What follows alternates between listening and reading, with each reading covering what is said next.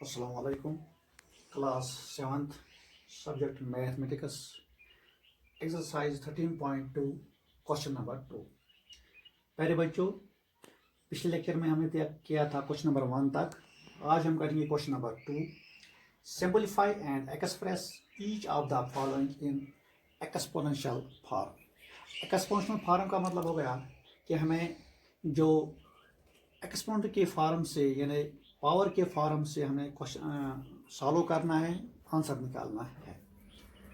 Question दिया हुआ है, पहला पार्ट है 2 bracket begin, short bracket begin 2 raised power 3 into 3 raised power 4 into 4 bracket short bracket close divide by bracket short bracket begin 3 into 32 bracket close.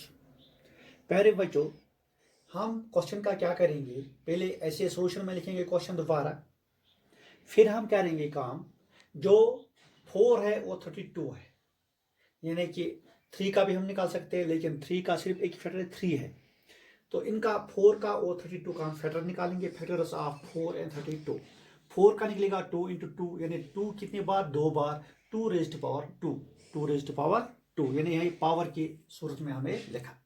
32 को निकलेगा 2 raised power 5, यानी 2 into 2 into 2 into 2 into 2, 2 raised power 5, यानी 2 जो है वो 5 बार है, यानी इनका 1 2 3 4 5, यानी ये ऐड हो जाएंगे, इनका मल्टीप्लिकेशन है, तो 2 raised power 5 5 बार है, 5 टाइम्स।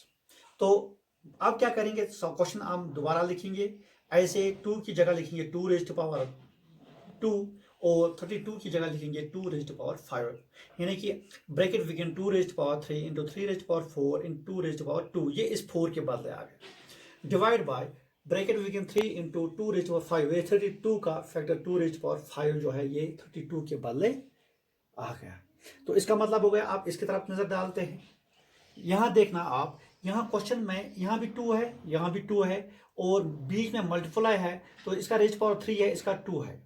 यहाँ जो आपको पता है कि लॉ ऑफ एक्सपोनेंट, जो बेस सेम होगी तो पावर को ऐड होगा इन मल्टीप्लिकेशन, जब मल्टीप्लिकेशन आपस में बीच में मल्टीप्लिकेशन की साइन होगी, तो ये क्या आएगा, 2 रेज्ड पावर 3 और 2 कितने हो गए 5 में, 2 रेज्ड पावर 5 इसके इन 2 के बदले आएगा, तो इसके हम bracket begin 2 raised power 5 into 3 raised power 4 ऐसे रहेगा, ब्रैकेट क्लोज, तो इस साइड कोई तब्दीली नहीं, ये ऐसे आएगा।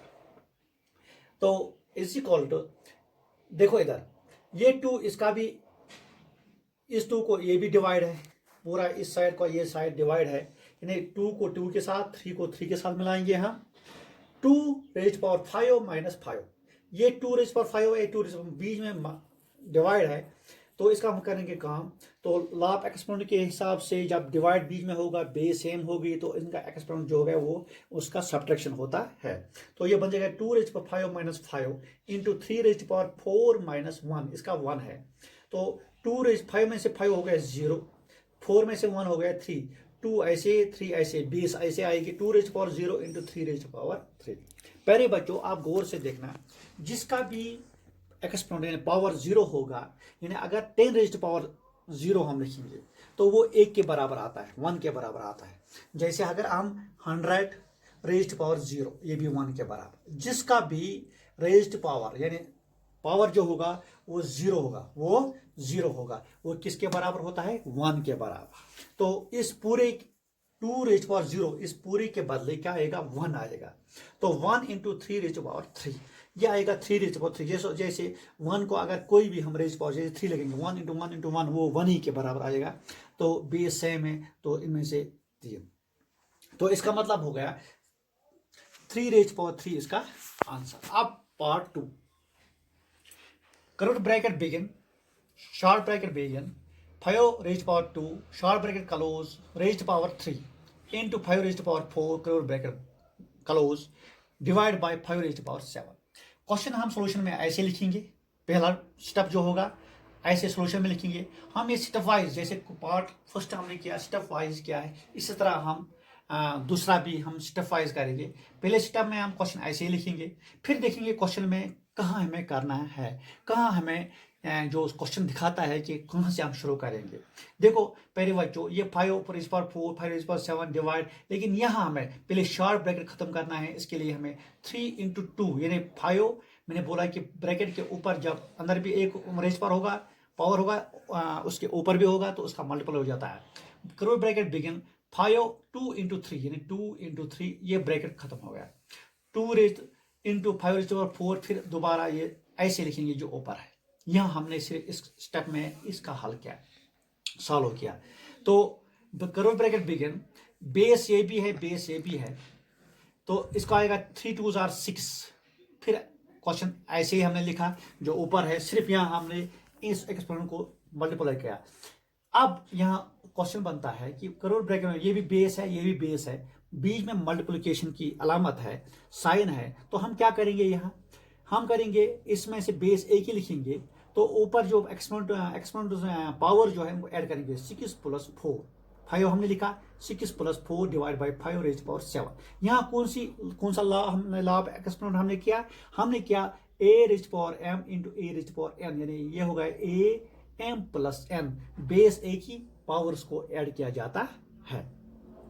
तो इज इक्वल टू, अब हम इसकी तरफ नजर डालेंगे। हमें सीधी सी बात है कि हमें ये एक्सपोनेंट जो है, ये पावर जो है, इनका ऐड करना है। 5⁻10 डिवाइड बाई 5⁻7।